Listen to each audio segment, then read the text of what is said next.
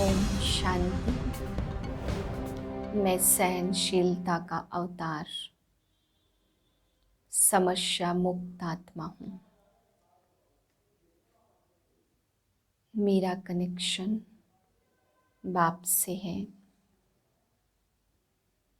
जो सर्व समस्याओं को समाप्त करने की शक्ति देते हैं। शिव बाप से कंबाइंड में आत्मा सर्व शक्तियों से संपन्न हूँ। सहनशीलता का अवतार हूँ। इसी एक रस स्थिति में आज के महावाक्य सुनते हैं। 4/7/2021 के महावाक्य हैं। अव्यक्त बाप दादा, रिवाइज डेट है 30/1/88 सन की। टॉपिक है हिम्मत का दूसरा कदम, सहनशीलता। बाबा ने पिछले संडे को ब्रह्मा बाप का पहला कदम बताया।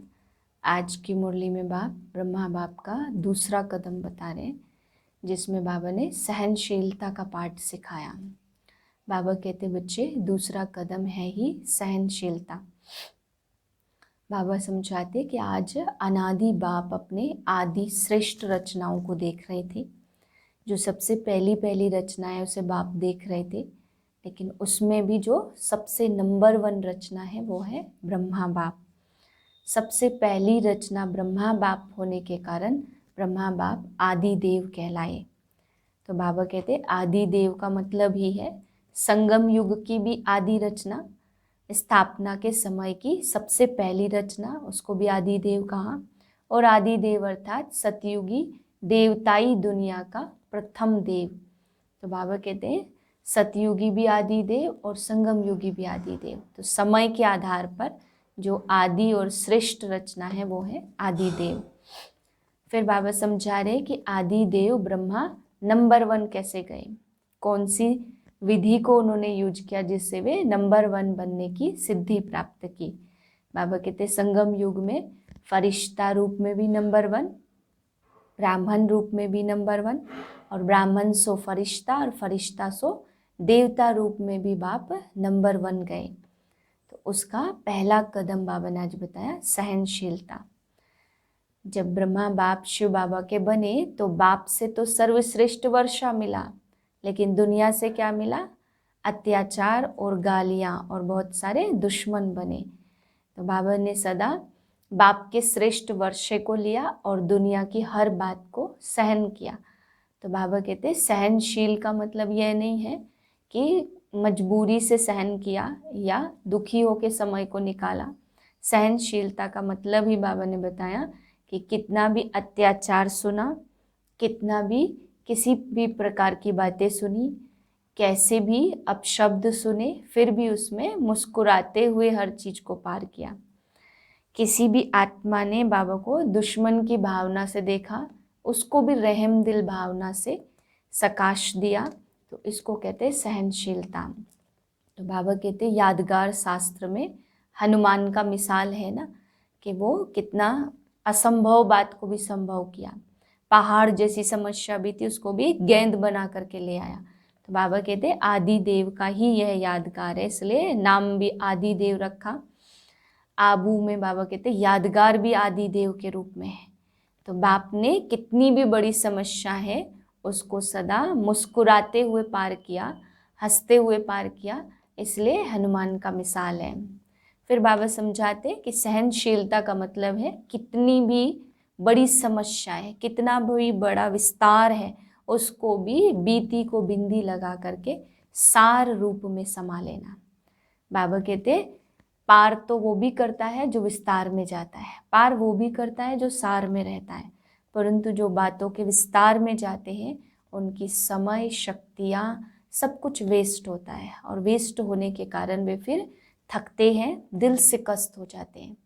लेकिन बाबा कहते जो पॉइंट की बिंदी लगाते कि जो बीता वो बिंदी, ड्रामा में ऐसे ही था, इस बिंदी को लगा करके जो आगे बढ़ते हैं खुश रहते हुए सहनशीलता से विस्तार को भी असंभव को भी संभव कर देते, बड़ी समस्या को भी छोटा बना देते। तो ना उनकी समय समाप्त होता, ना शक्तियाँ जाती हैं। इसलिए बाबा कहते वे सदा भरपूर रहते, कभी भी खाली दिल नहीं होते। तो पास तो वे भी करते और पास वे भी करते, लेकिन उनका जमा होता है और उनका खत्म हो जाता है। बाबा कहते जैसे कोई लंबा रास्ता ले तो समय भी जाएगा और शक्ति भी लगेगी ना, इसी प्रकार से विस्तार का रास्ता माना समय शक्तियाँ सब कुछ वेस्ट जाना। फिर बाबा कहते सहनशीलता वाला कभी भी घबराएगा नहीं। अगर सहनशीलता नहीं होगी तो घबराएगा, ऐसा क्यों, वैसा क्यों, ये क्यों, ऐसे क्यों हुआ। तो घबराने वाला बाबा कहते हाफेगा भी और थकेगा भी और दूसरों को भी थकाएगा भी। इसलिए बाबा कहते कि बच्चे तुम्हें घबराने वाला नहीं बनना है, सहनशीलता से, प्रसन्नता से हर बात को, जैसे ब्रह्मा बाप ने पार किया ऐसे ही फॉलो फादर। फिर बाबा समझा रहे कि ब्रह्मा बाप का दूसरा कदम सहनशीलता। 14 वर्ष की तपस्या जो बाबा ने कराई उसमें सब कुछ प्रैक्टिकल में देखा। बाबा ने कहा 14 वर्ष की तपस्या का समय कैसे कैसे बीता, क्या क्या कुछ वहाँ पे करना पड़ा। बाबा कहते हैं बच्चों को मोची भी बनवाया, स्थूल काम भी करवाए, मैकेनिक भी बनवाया। जो नाजों से पलने वाले बच्चे थे उनको गोबर के कंडे भी बनवाए, बहुत सारे कई प्रकार के स्थूल कार्य कराए। लेकिन बाबा कहते बच्चे फिर भी वो 14 वर्ष आनंद में व्यतीत किए ना, ऐसे तो नहीं कि उस समय दुखी होके व्यतीत किए।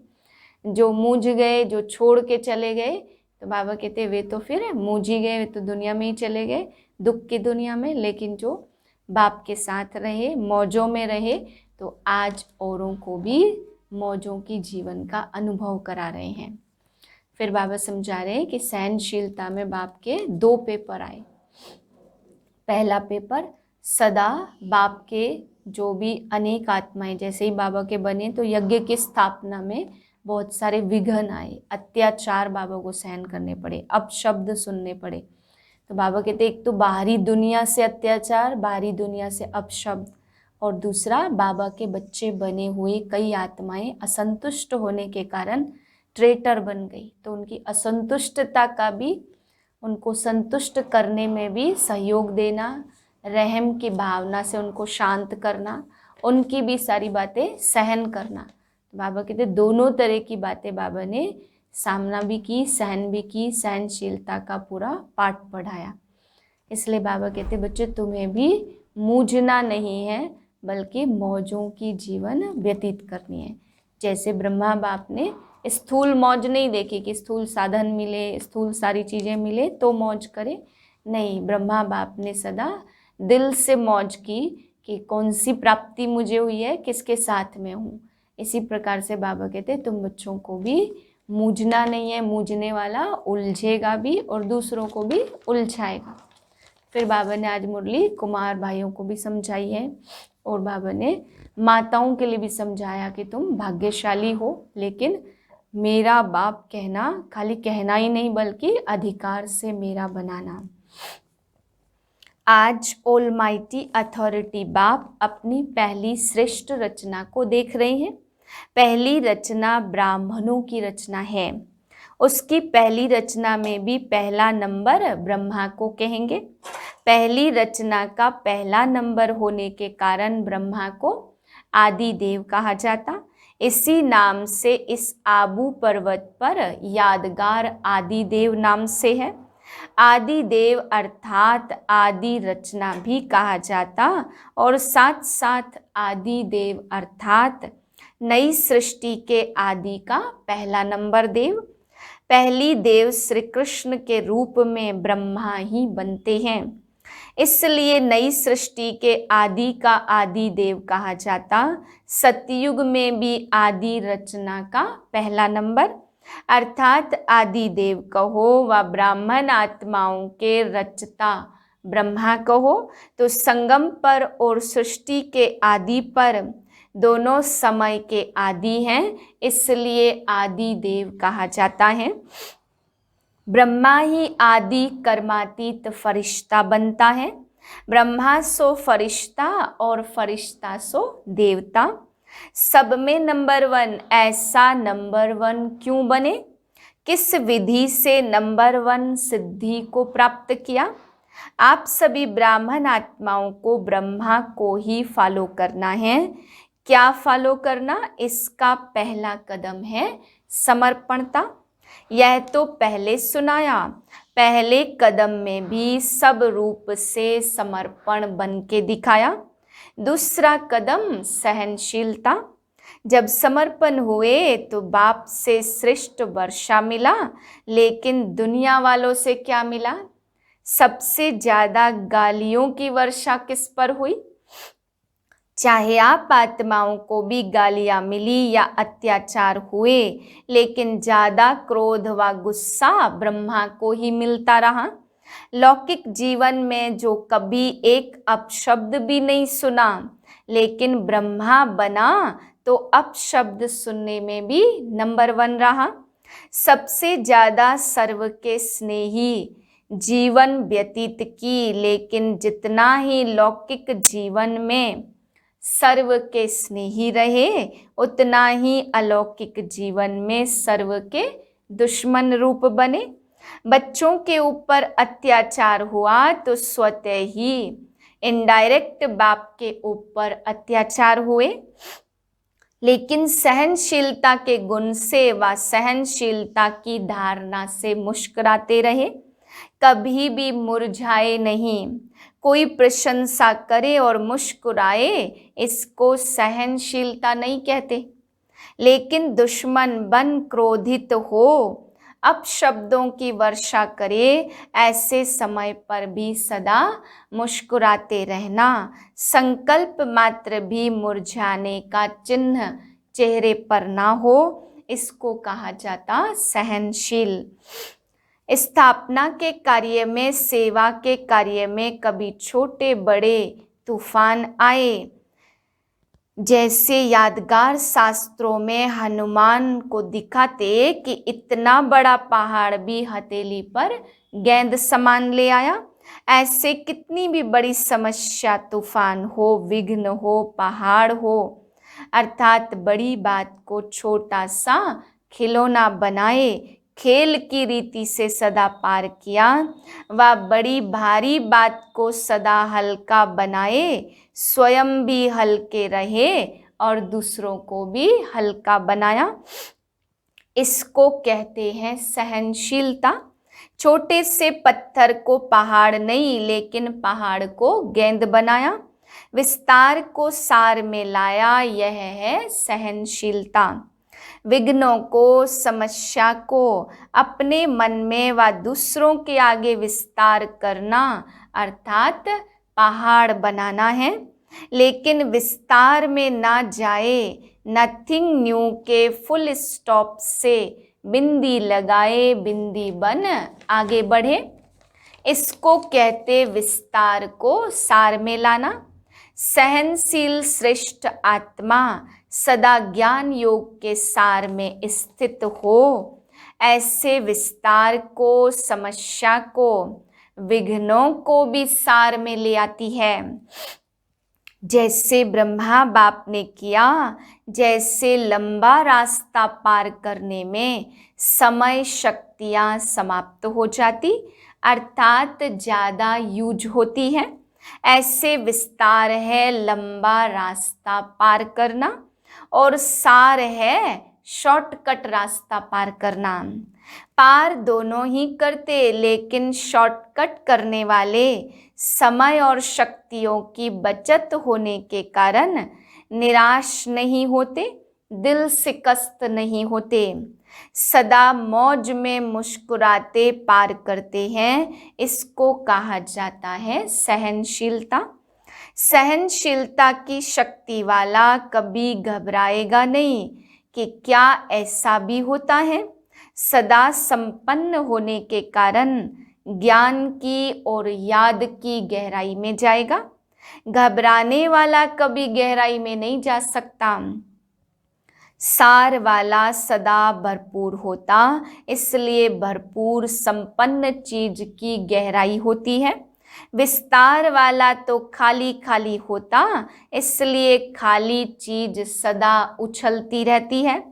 तो विस्तार वाला यह क्यों, यह क्या, ऐसा नहीं, ऐसा होना नहीं चाहिए, ऐसे संकल्पों में ही उछलता रहेगा और वाणी में भी सबके आगे उछलेगा। और जो हद से ज़्यादा उछलता तो क्या होगा, हाँफता भी रहेगा, स्वयं भी उछलता, स्वयं ही हाँफता और स्वयं ही फिर थकता है। सहनशील इन सब बातों से बच जाता, इसलिए सदा मौज में रहता, उछलता नहीं उड़ता है। दूसरा कदम सहनशीलता, यह ब्रह्मा बाप ने चल करके दिखाया। सदा अटल अचल सहज स्वरूप में मौज से रहे, मेहनत से नहीं। इसका अनुभव 14 वर्ष तपस्या करने वाले बच्चों ने किया। 14 वर्ष महसूस हुए या कुछ घड़ियां लगी, मौज से रहे या मेहनत लगी। वैसे स्थूल मेहनत का पेपर भी खूब लिया, कहाँ नाज से पलने वाले और कहाँ गोबर के गोले भी बनवाए, तो मैकेनिक भी बनवाया तो चप्पल भी सिलवाई, मोची भी बनाया तो माली भी बनाया। लेकिन मेहनत लगी या मौज लगी, सब कुछ पार किया, लेकिन सदा मौज की जीवन का अनुभव रहा। जो मुझे वह भाग गए और जो मौज में रहे, वह अनेकों को मौज की जीवन का अनुभव करा रहे हैं। अभी भी अगर वही 14 वर्ष रिपीट करें तो पसंद है ना। अभी तो सेंटर पर अगर थोड़ा स्थूल काम करना पड़ता तो सोचते इसलिए संन्यास किया। क्या हम इस काम के लिए हैं? मौज से जीवन जीना, इसको कहते ब्राह्मण जीवन। चाहे स्थूल साधारण काम हो, चाहे हजारों की सभा के बीच स्टेज पर स्पीच करनी हो, दोनों मौज से करे। इसको कहा जाता मौज की जीवन जीना। मुझे नहीं, हमने तो समझा नहीं था कि सरेंडर होना अर्थात यह सब करना पड़ेगा। मैं तो टीचर बनकर आई हूँ, स्थूल काम करने के लिए थोड़ी संन्यास किया। क्या यही ब्रह्मा कुमारी जीवन होती है? इसको कहते हैं मूझने वाली जीवन। ब्रह्मा कुमारी बनना अर्थात दिल की मौज में रहना, ना कि स्थूल मौजों में रहना। दिल की मौज से किसी भी परिस्थिति में, किसी भी कार्य में मूझने को मौज में बदल देंगे। और दिल से मूझने वाले श्रेष्ठ साधन होते भी, स्पष्ट बात होते भी, सदा स्वयं मूझे हुए होने के कारण बात स्पष्ट को भी मुझा देगा।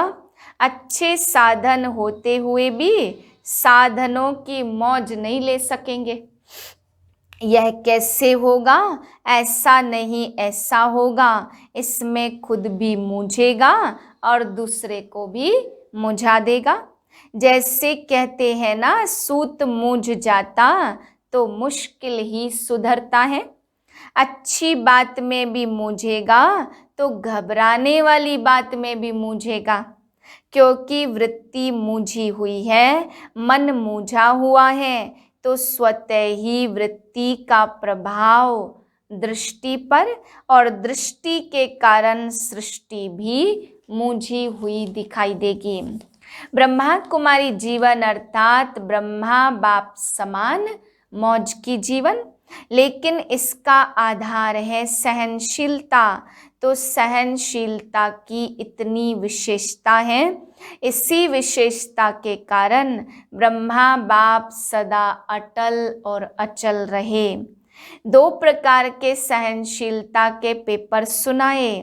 पहला पेपर लोगों द्वारा अपशब्द या अत्याचार।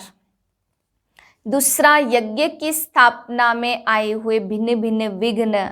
तीसरा कई ब्राह्मण बच्चों द्वारा भी ट्रेटर होना व छोटी मोटी बातों में असंतुष्टता का सामना करना। लेकिन इसमें भी सदा असंतुष्ट को संतुष्ट करने की भावना से परवश समझ, सदा कल्याण की भावना से, सहनशीलता की साइलेंस पावर से हर एक को आगे बढ़ाया। सामना करने वाले को भी मधुरता और शुभ भावना, शुभ कामना से सहनशीलता का पाठ पढ़ाया। जो आज सामना करता और कल क्षमा मांगता, उनके मुख से भी यही बोल निकलते, बाबा तो बाबा है। इसको कहा जाता सहनशीलता द्वारा फेल को भी पास बनाए, विघ्नों को पास करना। तो दूसरा कदम सुना, किस लिए? कदम पर कदम रखो। इसको कहा जाता फॉलो फादर, अर्थात बाप समान बनना। बनना है या सिर्फ दूर से देखना है? बहादुर होना, पंजाब महाराष्ट्र दोनों ही बहादुर हो। सब बहादुर हैं, देश विदेश के सभी बच्चों को महावीर कहते। किसी को भी प्यादा कहाँ तो मानेगा। इससे सिद्ध है कि सभी अपने को महावीर समझते। किसी को भी प्यादा कहा तो बाबा पूछ रहे मानेगा।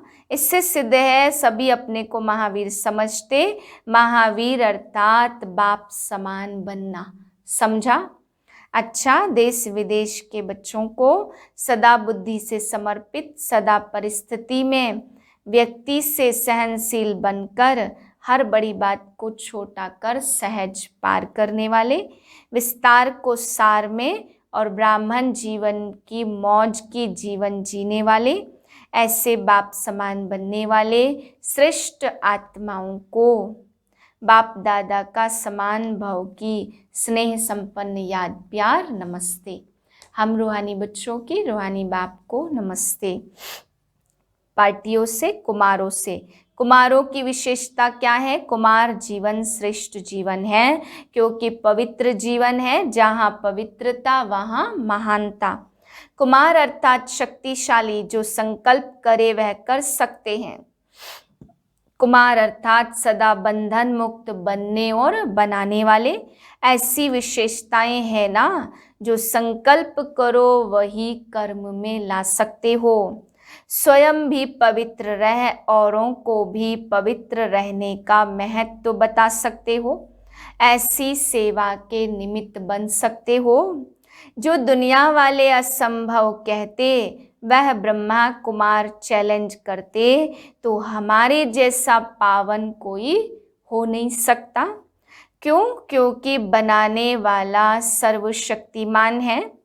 दुनिया वाले कितना भी प्रयत्न करते, लेकिन आप जैसे पावन बन नहीं सकते। आप सहज ही पावन बन गए। सहज लगता है ना? या दुनिया वाले जैसे कहते यह अननेचुरल है, ऐसे लगता है? कुमारों की परिभाषा है चैलेंज करने वाले, परिवर्तन दिखाने वाले, असंभव को संभव करने वाले। कुमार अर्थात अचल अडोल। उन्हें औरों का संग नहीं लगाते, बाप के संग का रंग लगाते हो, बाप समान बनाते हो, ऐसे हो ना। अच्छा, दूसरी पॉइंट है, कुमार अर्थात सदा अचल अडोल। कैसी भी परिस्थिति आए लेकिन डगमग होने वाले नहीं, क्योंकि आपका साथी स्वयं बाप है। सर्वशक्तिमान जहाँ होगा वहाँ सर्व प्राप्तियां होंगी। सर्व शक्तियों के आगे माया कुछ कर नहीं सकती। इसलिए कुमार जीवन अर्थात सदा एक रस स्थिति वाले, हलचल में आने वाले नहीं। जो हलचल में आता वह अविनाशी राज्य भाग्य भी नहीं पा सकता। थोड़ा सुख मिल जाएगा लेकिन सदा का नहीं। इसलिए कुमार जीवन अर्थात सदा अचल एक रस स्थिति में स्थित रहने वाले। तो एक रस स्थिति है या दूसरे रसों में बुद्धि जाती है? एक रस स्थिति वाला बाप को प्यारा लगता तो यही सदैव याद रखना, अचल अडोल आत्माएं एक रस स्थिति में रहने वाली हैं। माताओं के लिए बाप दादा ने सहज मार्ग कौन सा बनाया, जिससे सहज ही बाप को याद का अनुभव कर सको, मेहनत ना करनी पड़े। याद को भी सहज बनाने का साधन क्या है? दिल से कहो मेरा बाबा। जहां मेरा कहते हो वहां सहज याद आती है। सारे दिन में जो मेरा है वही याद आता। कोई भी मेरा हो, चाहे व्यक्ति और चाहे वस्तु, जहां मेरापन होगा वही याद आएगा। ऐसे यदि बाप को मेरा कहते हो, मेरा समझते हो, तो बाप ही याद आएगा ना। तो बाप को याद करने का सहज तरीका है, दिल से कहो मेरा बाबा। सिर्फ मुख से मेरा मेरा नहीं करना, अधिकार से कहना। यही सहज पुरुषार्थ कर आगे बढ़ते चलो। सदा ही इस विधि से सहज योगी बनो। मेरा कहो और बाप के खजाने के मालिक बनो। माताएं सदा अपने को पद्मा पदम भाग्यवान समझती हो। घर बैठे बाप मिला तो कितना बड़ा भाग्य है। दुनिया वाले बाप को ढूंढने के लिए निकलते और आपको घर बैठे मिल गया तो इतना बड़ा भाग्य प्राप्त होगा, ऐसे कभी संकल्प में सोचा था? यह जो गायन है ना, घर बैठे भगवान मिला, यह किसके लिए है? आपके लिए है ना।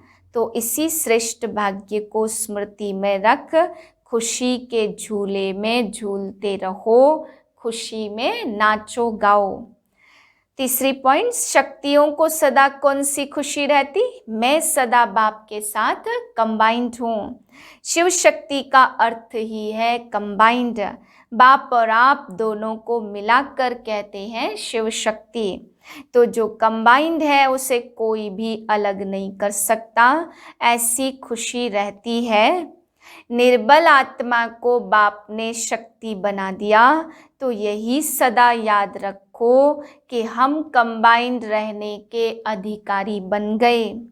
पहले ढूंढने वाले थे और अभी साथ रहने वाले। यह नशा सदा रहे।